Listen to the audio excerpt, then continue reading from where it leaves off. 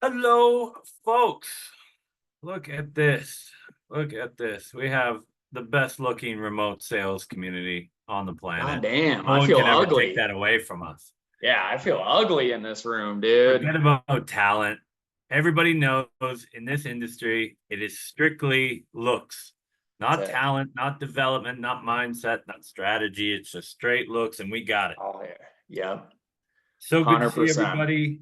As you know, I live off your wins. So feed me. What do you got? Who's got some wins for me? Who's making some progress? Who's had some epiphanies? Who's got some progress happening? What's up? I've had a couple of epiphanies I recently. Of would course, say being so, man. You're on being in your fire. DMs every single day, blowing you up. Yeah, having some epiphanies just around active listening, around brevity, tonality, cadence, just really being committed and having confidence in the offer. Just trying to break things way, way, way, way, way down to just the most basic, and then adding on little things until they're more and more and more effective. So it's just I been love great. it. I love it. The biggest thing I love is taking the growth mindset too, and just like that simple switch of why can't I to how can I, right? Just taking those things and being like, okay, there's something a little iffy here. But when we got on a call, I'm like, oh, geez, the way it sounded, I was like, this guy can't close the door. And then we pick out, and it's like the call was fantastic. There's two little things.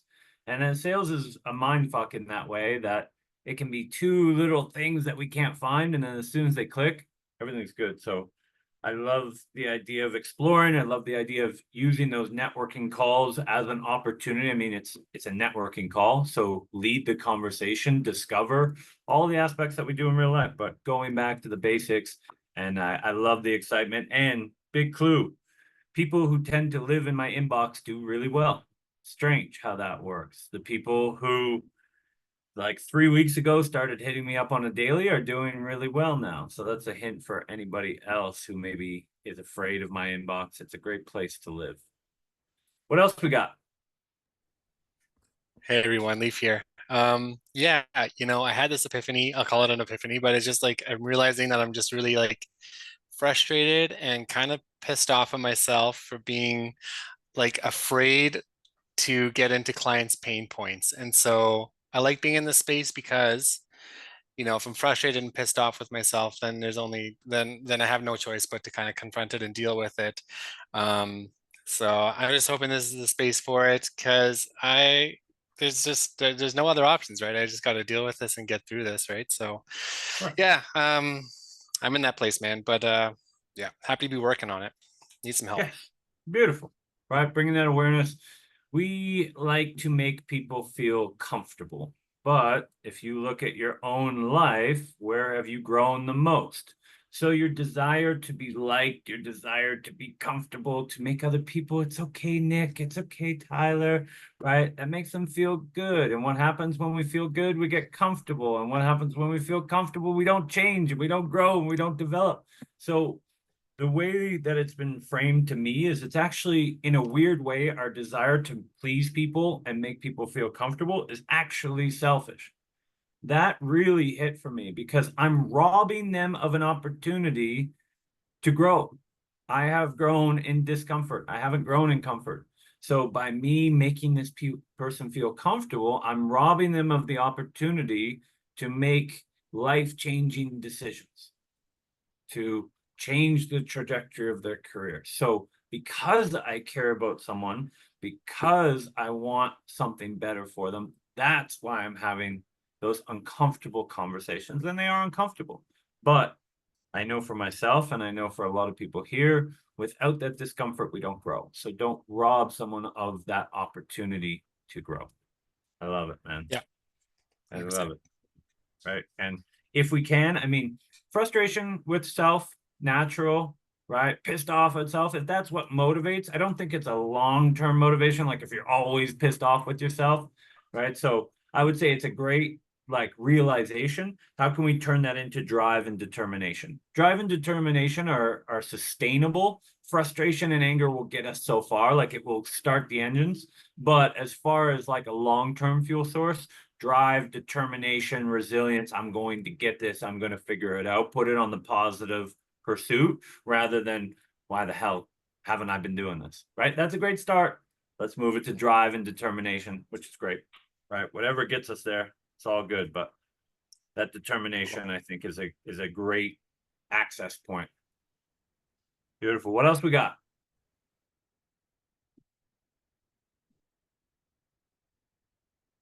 Only 2 wins? What's going on? Margaret, I know you got wins. You always got wins. What you got for us? It's been a minute. Yeah, it's been a minute. I mean, the first one is that I'm back here on a UCM call, and I'm so glad to be back. I love And it. secondly, I've been able to like dial in the parts of my process that need to be fine-tuned. Still a work in progress, but I feel much more confident on calls that I'm able to like, flow with the process when I need to. And when I don't need to, I'm able to also go with the flow. So that's like my win. Beautiful. I love it. And I've noticed that people really rally behind your wins, right? And so, if you want to take that personal brand up one notch, I think there's a real opportunity there of like in between the big wins and the big milestones, because I love seeing your face. I love seeing when you're posting because I know it's going to be something inspiring, right? Sometimes we wait for those big end of the month milestones. I think sometimes just taking like, what happened today, taking a little piece of a call, or what happened this week, or what happened the last few calls, taking one little piece and dropping those in between the big wins. I think that would really elevate, because now you have the people know you and they've associated you with performance. Now I think that consistency, we tend to doubt and like underestimate how much consistency plays a factor in people's trust and top of mind. So I think that little elevation of like those daily tips, those things that you're going through on a daily basis would be huge. But I love it. I love it. Keep it up. Thanks. You Yeah. bet. Anybody else? To keep the wins going, kind of like a win for me would be my attempt would be to make the outreach more personal, so as the conversations are easier for the people to reply to keep kind of more focused on them. Beautiful. Yeah. And the biggest thing I'm impressed with you again is just your willingness to put yourself out there, put yourself in uncomfortable situations, ask for help. Like, you get every ounce out of it. And that to me is like indicator of trajectory. It turns it into a matter of when someone's willing to just keep showing up and keep asking questions and be like, I don't know how to do this, or I'm working on that.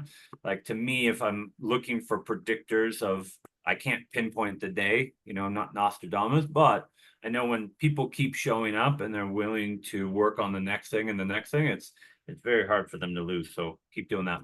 Love it. Will do. Thank you. You bet. Anyone else?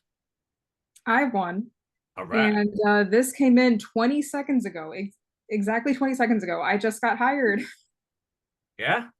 Yep, I got accepted onto one of my favorite offers that I've been trying to get into for like 3 weeks. I thought you should have said fired in the first place. I was like, all right, let's celebrate. But Oh, hired. hired. Hired's great, but hired's even better. That's awesome. Congratulations. All right. Thank you.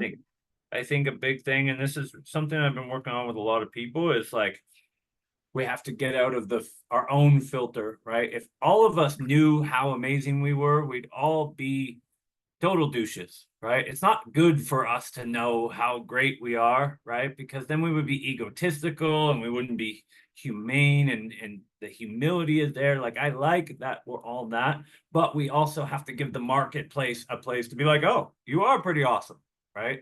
So it's like, be humble, have that humility. That's great, but allow the market to dictate. I always like market value, right? Because if I put a finger painting out and I think it's a piece of crap, but Nick pays 3 million, that's a $3 million painting, right? Whether I think it's great or not, let the market dictate. And the market has certainly been warm to cash.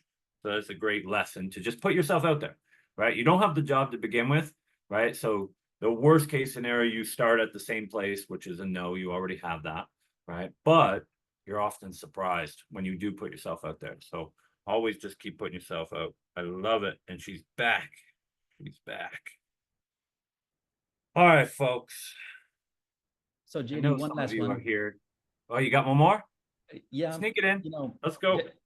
Yeah, just more, clarity on the sales process. And, I feel good about your philosophy and your approach about being flexible, being able to lead the call based on principles and the structure rather than, like a very memorized, questions based approach. So just feeling good about it, feeling more confident. I love it.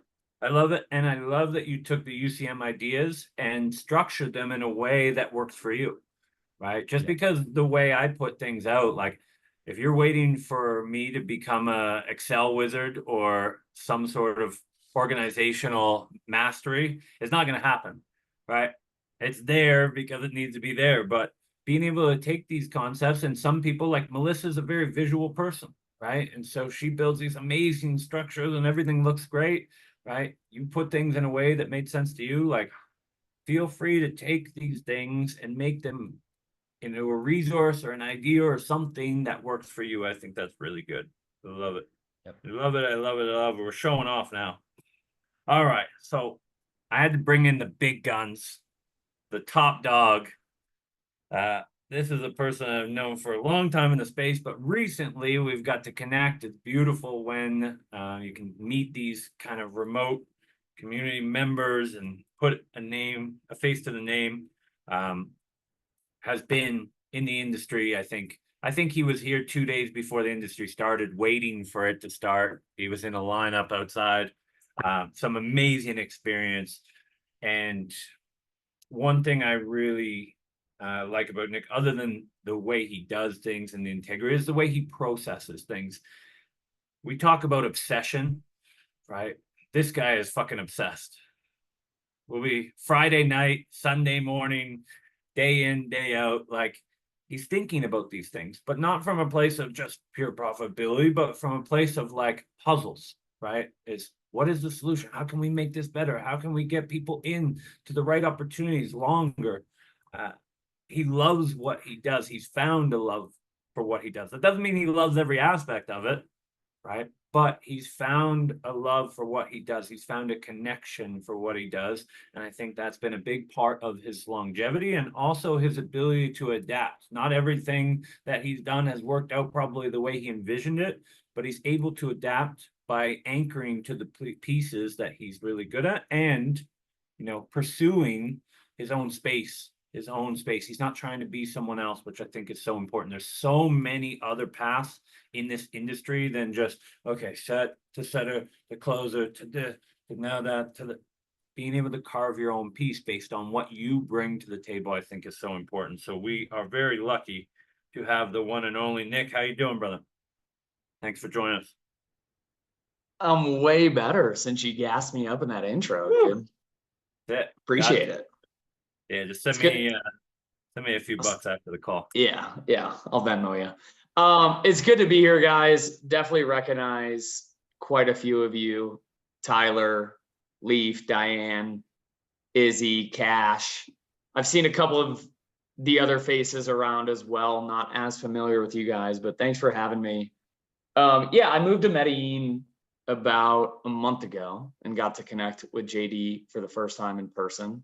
And it's been fantastic spending some time with him. And we've just been chatting about like, how can we all do better? How can we be better leaders? How can we have better accounts? How can we have better opportunities? How can we help you guys make more money and be better salespeople and be better whoever the fuck you want to be? And one thing that I've found kind of running the teams that we've been running. And if you guys don't know, I have a fractional sales management agency. We run 15 sales teams in the high ticket space. August, we did just over 2.5 million in sales across all of the accounts that we run. There's like 50 to 60 salespeople on there, and like 3 of those 15 accounts haven't even started selling yet. So really the 2.5 that we did was only across 12 active accounts. Where was I going with that? So one thing that I found, hiring a lot of salespeople, leading a lot of salespeople, training a lot of salespeople, being a salesperson, being on multiple sales teams, seeing the inside of a lot of sales businesses, is people lack clarity in terms of like what they need to show up and do every single day. and they lack clarity of the stuff that's in their control and the barriers that they're facing and what stuff is in their control that they can implement to get over those barriers. And for me, I'm a very logical person. I'm extremely data driven, and the data will always tell you a story, especially in the day-to-day of a sales side of things, right? There is very few problems that you solve as a salesperson. And the quicker you can get at identifying what the barrier is, and then knowing a short list of problems or a short list of solutions that could potentially help you overcome that barrier, the faster you can progress. So I put this training together with that in mind. And I want to teach you guys about data and sales data and how you look at it and how you analyze it and how you can use it to your advantage if you're on top of it, so that you can solve problems faster and not have to play this guessing game of like, why am I not making enough money? Why is this offer not good? What's the problem here?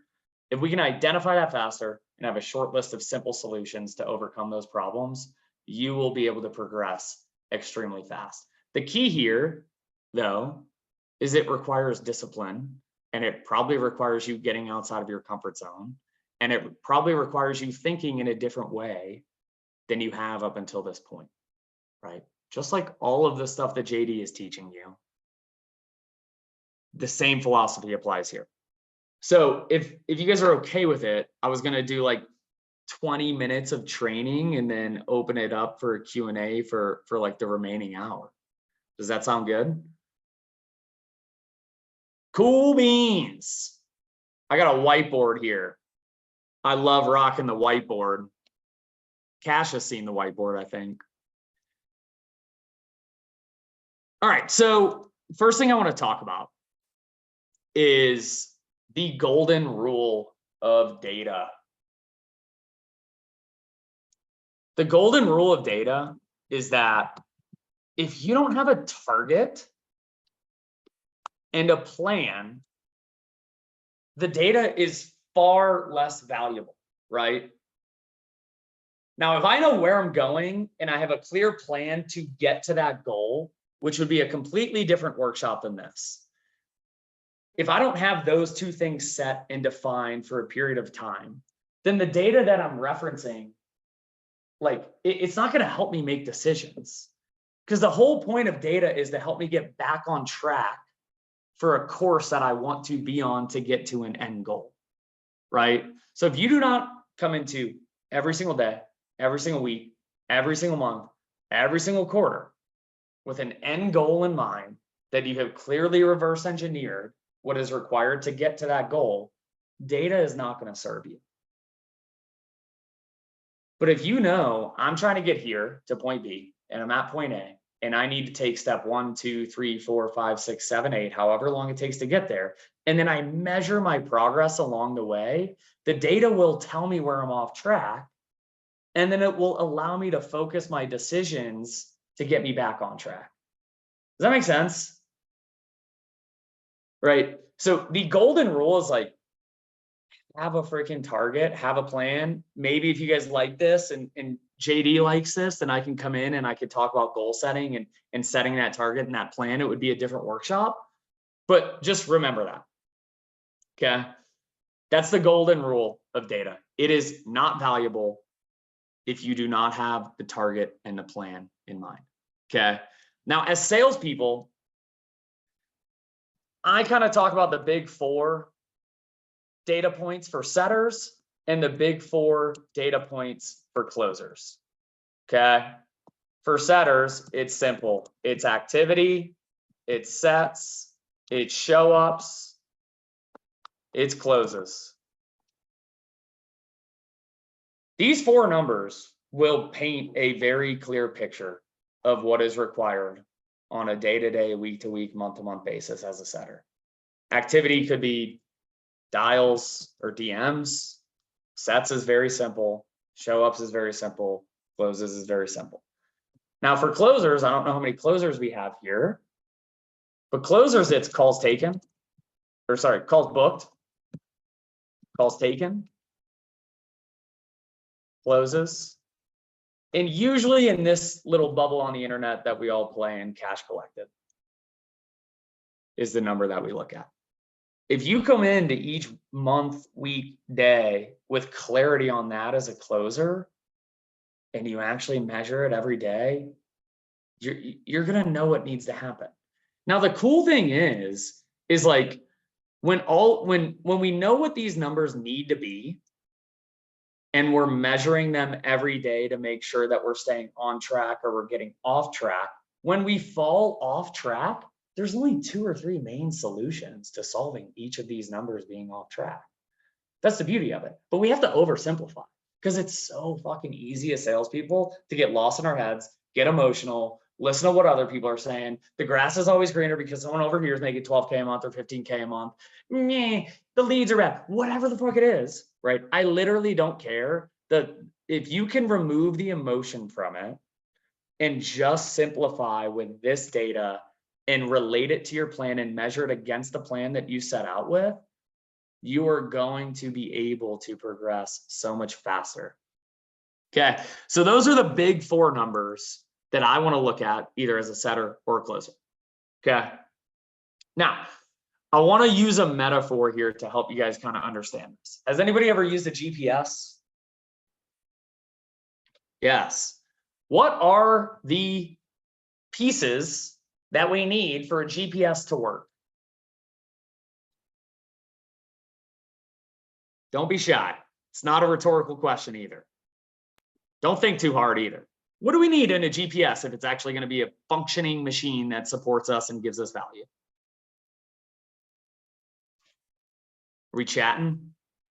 Internet. Yep. Destination. Destination. Perfect. Okay. That's the target. If we don't have a clear destination, GPS, is it going to help us? Nope. What else do we need?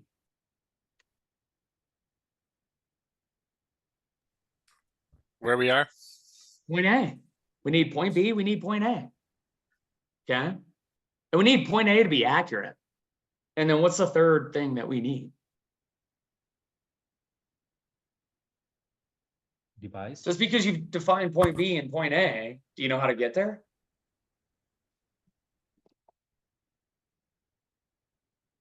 What's between point A and point B?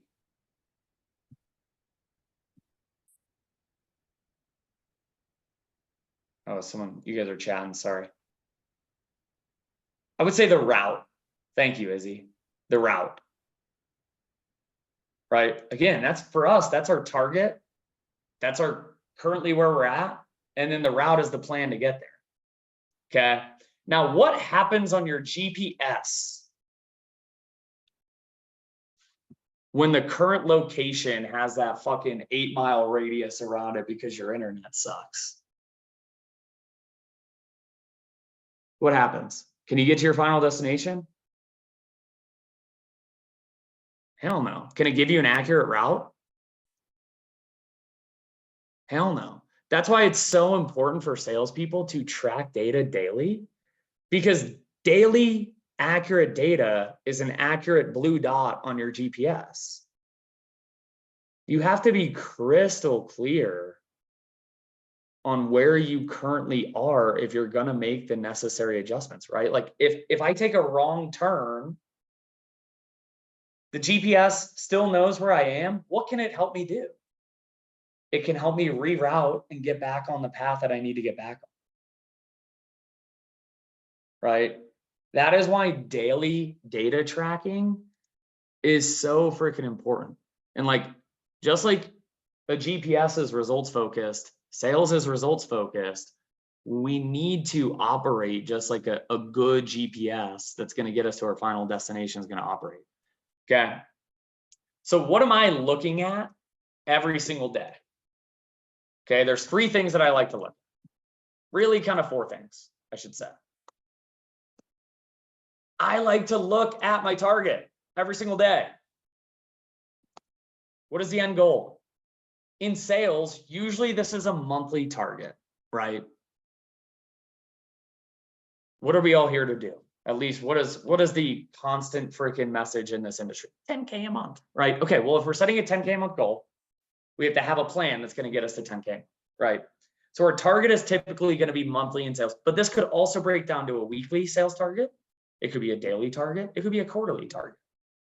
But most people are looking on a monthly basis when they're setting personal income targets and sales goals and reverse engineering the plan that they need to execute on to get there. The second thing I'm looking at every single day is my MTD numbers. What does MTD stand for? Anybody know?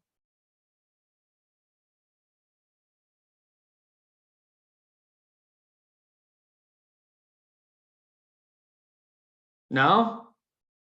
MTD means month to date. Okay. Where am I at on the 15th of the month, the 14th of the month, the 13th of the month? Okay. I want to look at that collectively every single day. The month to date number then allows me to calculate my pace. What is pace? Who's ran on a treadmill before? Anybody ran on a treadmill or used a bike in the gym? What does it tell you on the treadmill when you're running? Gives you your pace. Does anybody know what that number is?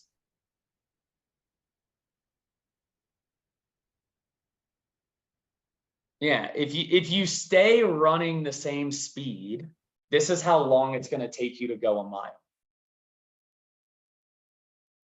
Okay.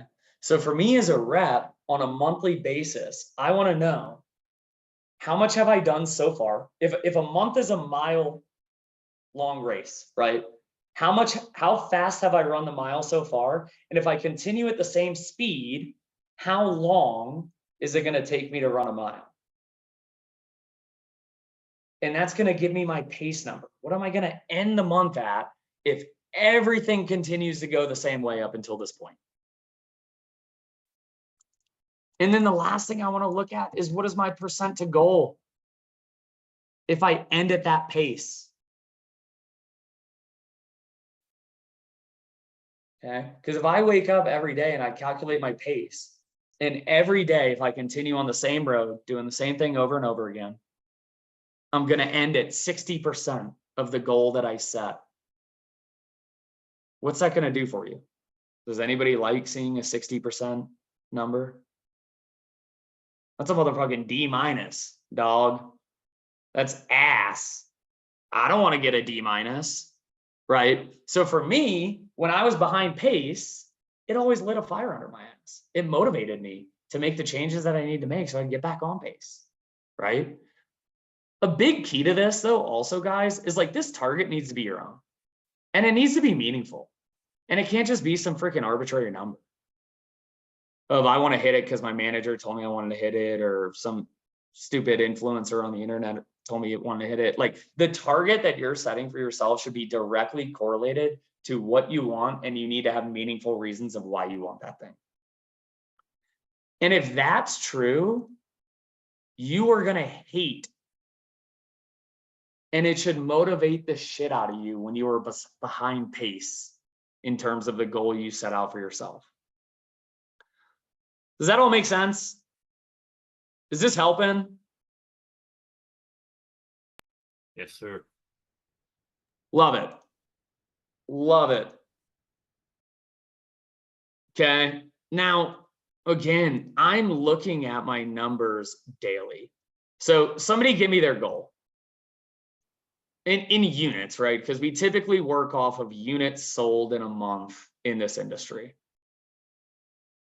Does anybody have a unit-based goal, or your manager might call it a projection? Leaf, I know you got a projection, bro. You're on Dealmaker, dude. Come on.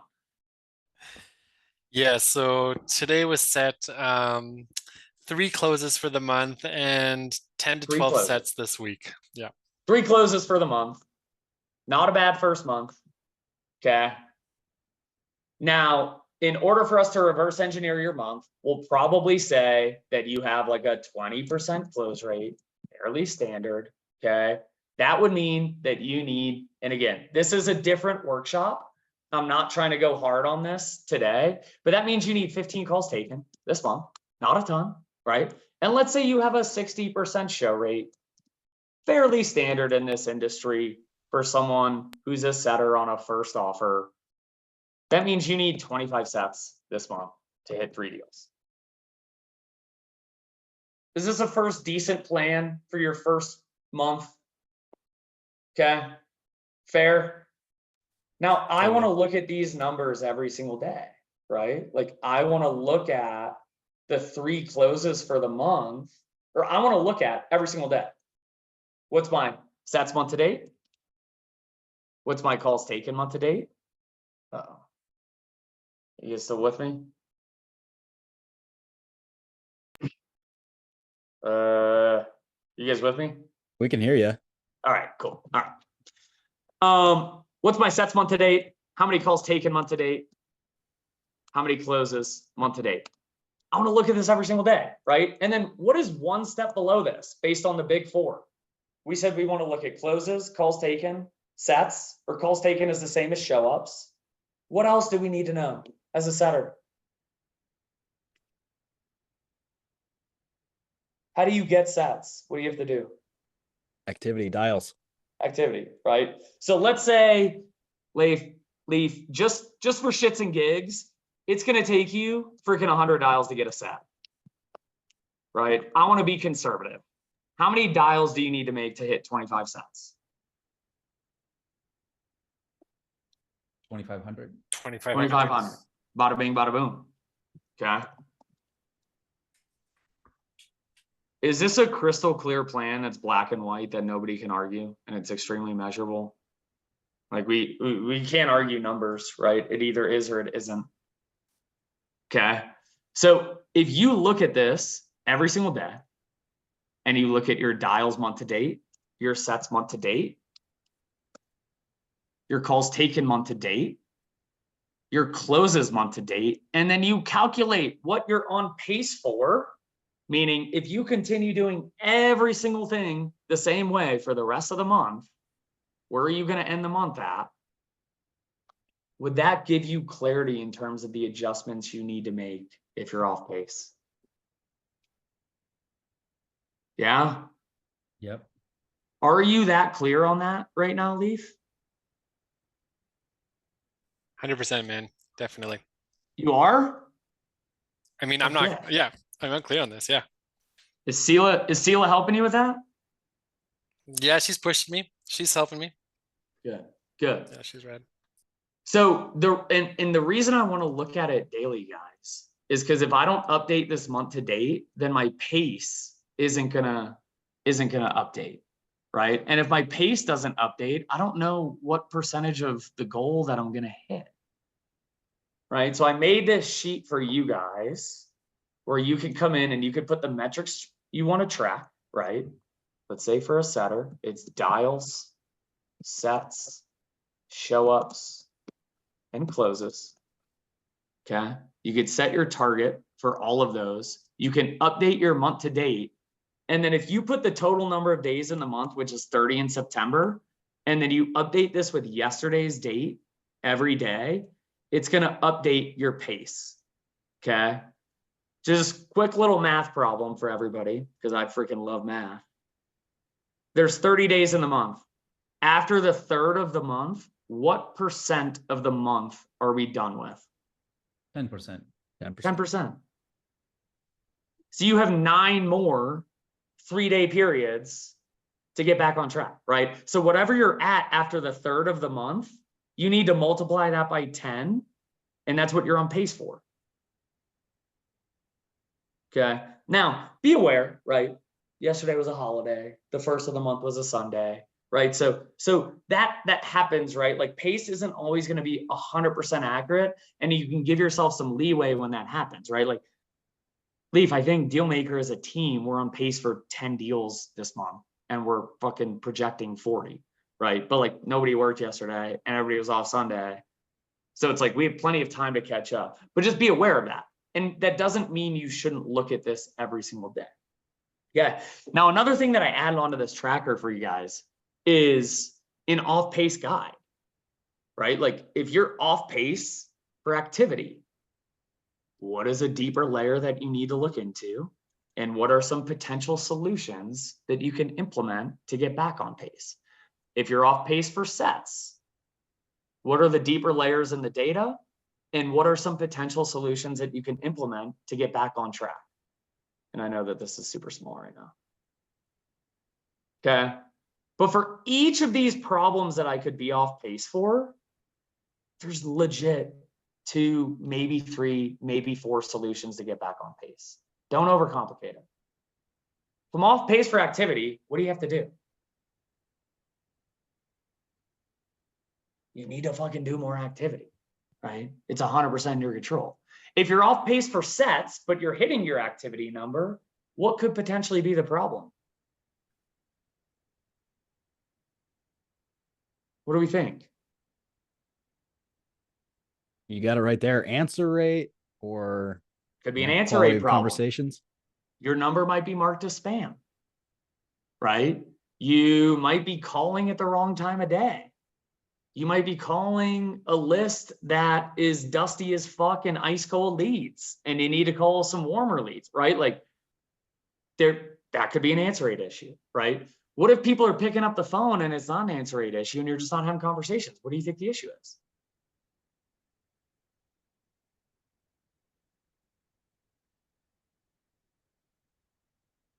What do we think? Probably has to do with the first 30 seconds of the call. Like if people are picking up and I can't move it to a conversation, I probably need to focus on getting better at the first 30 to 60 seconds of the call so people want to talk to me. Right? If I'm having conversations, but they're not resulting in sets, what could the potential problems be? Could be script, could be confidence, could be just quality of conversations. Quality of questions, quality of conversation, could be a lead quality problem, right? But I can at least identify, okay, it's one of these 2 or 3 things. And hopefully, I hope for all of you guys, and what we try to do at Win at Sales is give our reps the support they need to diagnose these problems and actually get the optimal solution in place. But if you can identify this problem and fucking go to your manager, be like, hey, dude, I'm off pace for sets, but I'm crushing the dials and my answer rate is good, but I'm having a really hard time taking these answers into conversations. Can you help me review like 4 or 5 extra calls this week and figure out what I'm doing wrong in the first 30 seconds?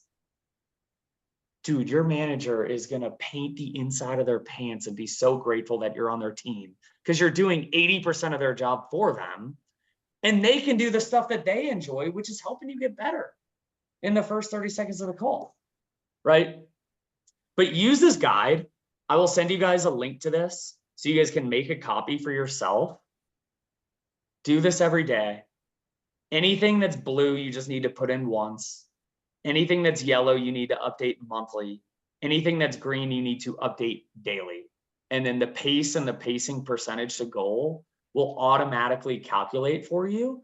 And then when you see shit that's red over here, right? So let's just fill this out.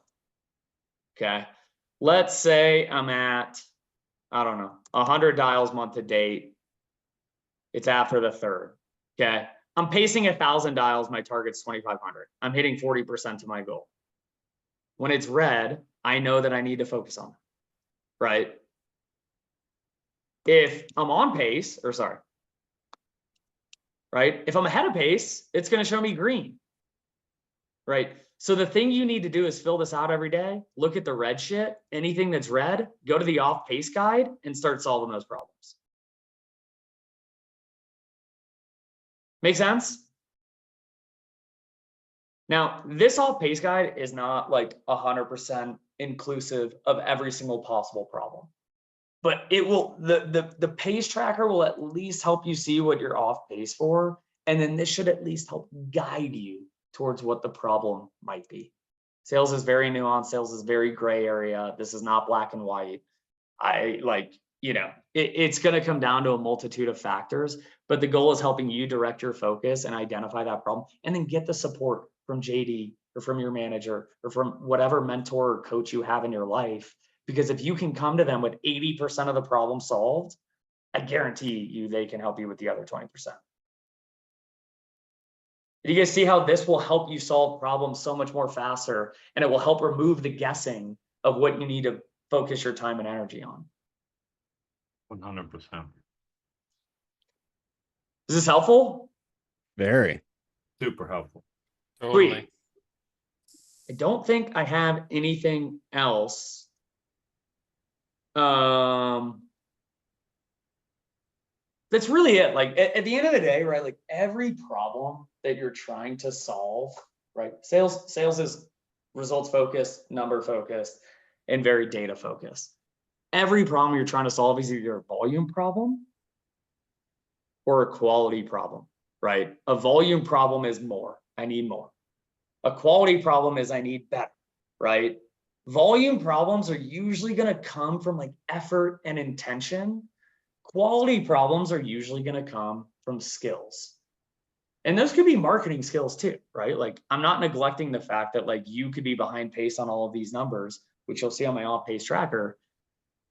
It could be because of the leads fucking suck or marketing hit an ad. Welcome to the industry, baby. Right? Like you might be crushing it and getting great leads one week. And then the next week it's like, dude, like you review the calls. And it's like, bro, I talked to 18 homeless people this week. That shit happens, right? But at least being aware of that as a potential problem and knowing what some of the possible solutions are. And sometimes the solution is literally just giving a feedback loop to the marketing team. Like, hey, dude, I talked to 17 hobos that live under the Brooklyn Bridge this week. Did you change anything with the ads? Sometimes that's a conversation that needs to be had. Right? So just remember that it's not always 100% on you guys, but if you're more aware of the data and you are identifying the potential problems faster and bringing possible solutions to the table with your manager, your marketing team, your coach, your mentor, whoever it might be, that is how you become more valuable as salespeople. And that's how people start seeing you as like a true problem solver and like someone who is proactively trying to bring solutions to the table. And when you're valuable, that word travels very fast and people want to work with you. Right? Problem solving is very, very, very, very, very rare from what I've seen. Salespeople are extremely linear thinkers or not thinkers at all. They just come in, they try to pedal a bike with square wheels, and then they worry why they're not moving. Round your fucking wheels out, right? And use your brain and let the data direct you to where you need to direct your focus so you could solve the problems that you need to solve. So that's all I got for you guys. I will send you two things. I'll send you this pace tracker. You have to make a copy of it so it's your own. And then I will send you guys a link to my setter training that I only typically give to people that are setters at Win at Sales. It's like a 6.5 hour course of where I dive into this stuff a lot deeper and I dive into some philosophical stuff, and it'll be good for you guys. But I think we got 14 minutes here for some questions if you guys have any. Absolutely. Well, I'm waiting for hands to go up. I'm going to touch on a few things that I can't stress enough. That was incredible, by the way. Thanks so much. But Yeah, thanks. the first thing, like, I can't stress enough from having my own teams, from being a recruiter, from being a business owner, from being on the sales side, how important that is. If a manager has to come to you about your performance, there is no time where that is positive. There is no time. There's no way to spin it. It can be okay. It can be, there, champ. It can never be a positive. If you go the same of performance, even if it's in the dumpster, but you take that performance proactively and you bring it to them, all of a sudden, obviously they're not, excited about the performance, but all of a sudden that's a positive situation. It's the same performance. And what happens, me and Nick were talking about this the other day, what happens when performance is down? Communication goes down. And you stop speaking up and you start hiding because you're ashamed and you start, your attitude drops. That makes no sense. The reason we all have slips, but the reason people are able to weather those storms is everything else has to be fantastic. Performance is going to go in waves, but your communication cannot go in waves. Your ability to be proactive and talk to the teams cannot. Your attitude, your team member stuff, that is non-negotiable. That cannot go in waves. So this is an opportunity for you to take the bulls by the horns, and then all of a sudden now it's a positive, right? And then that manager talks to the business owner and it's like, yeah, the performance is down, but he's going to get it. She's going to get it. She's active. She's showing up to the meetings. She's doing all these things, and that buys you time. That's huge. The other thing that you might have noticed, right? Compare this to your process. And you might say, I don't have a process. Well, not having a process is a process. Whether or not you label it a process, it's a process. So if you notice when you get that document, you don't see anything that says if numbers are down, stress. If show rate is worry. If close rate is down, discouragement. What you don't realize is this is a visible process, but you have a process, and it's if I don't get what I want, then I get discouraged, I get stressed, I start beating myself up.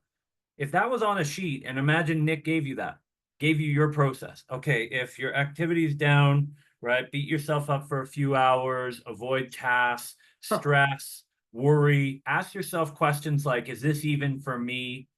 Right? Like if it was visible, it would be crazy. It would change the whole conversation. So there is no room for emotions when you're looking at this data. That's the beautiful thing about it. That's why he looks at it daily, is because it gives him a point. So he doesn't, if he's not looking at these things, our minds start to wander. So these things are non-emotional. If you're adding emotion, that is you, but the numbers are not emotional. A goose egg is a goose egg. It doesn't mean anything unless you put meaning to it. Right. Yeah. So I love those aspects that you always have something to do, and positive action is always the answer. Amazing stuff. Sorry, I didn't want to take up everybody's Q&A time, but No, I love it. And it's so hard to like not be emotional in the day to day. I get emotional every freaking day. We're human, right? Like it is a part of the game. The goal should be in the things that you should be aware of is like, when am I becoming emotional and what do I need? Where do I need to add discipline and structure and organization to my life that will help me remove those emotions? Respond positively. That's it. Yeah. Any questions? If not, I'm going to take up all the time.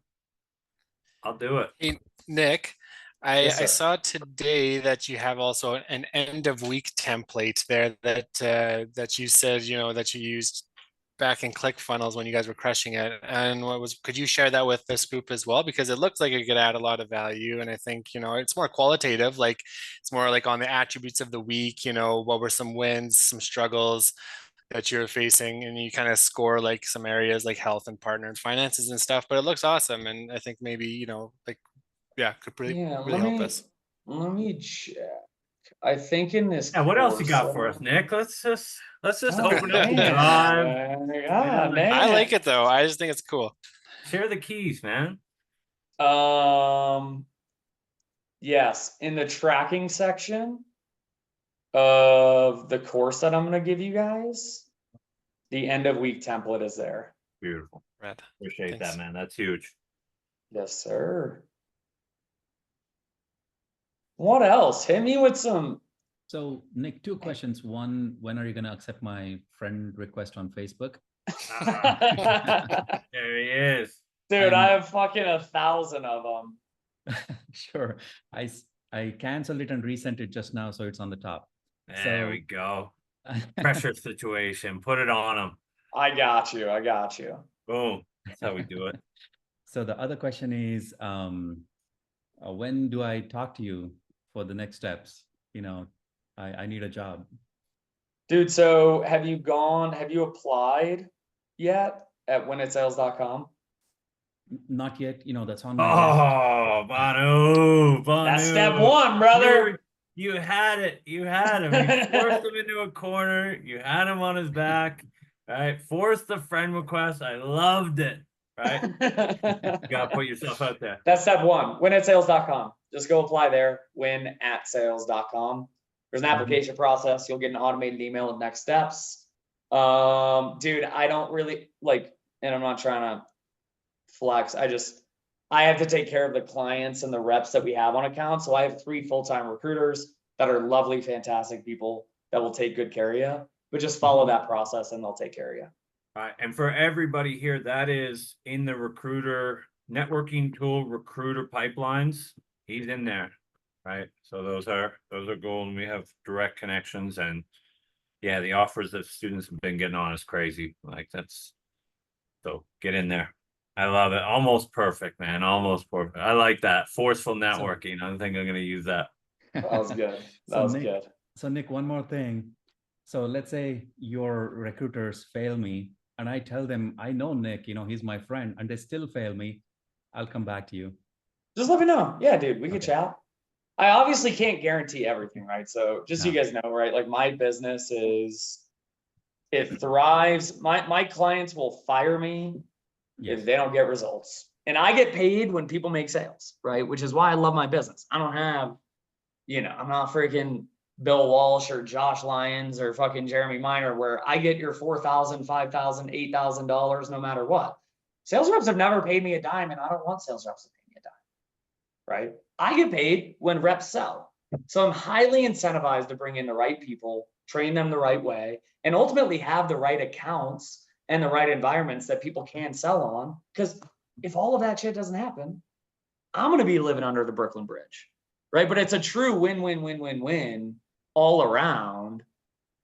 And I have no interest in selling sales coaching training or selling consulting where it's a flat fee. Like, I want to get paid to perform. Can we go off that a second? I think, because again, now value-based networking, how can we get what we want by getting someone else? Like what are, let's say, some of the headaches that make your life, your team's life more difficult? And like, if you were to create an avatar, it's like, these are the qualities we love. These are the people that we go to. These are my dream people, beyond just experience, but like characteristics, things that stand out to you. Like what makes your life easier? What makes your team's life more difficult? It's a really good question. I think so. From an interview perspective, we typically look at the 3 C's. The 3 C's for us is culture, right? I don't know. I think we're kind of fairly easygoing. Like culture is a hard thing to define, but like when it's there and you feel it, you got it. When it's not, sometimes it's hard to explain, but sometimes it's just not there. It's not hard feelings, but it just is what it is, right? You know what I'm talking about, JD. Mm-hmm. The second thing is communication.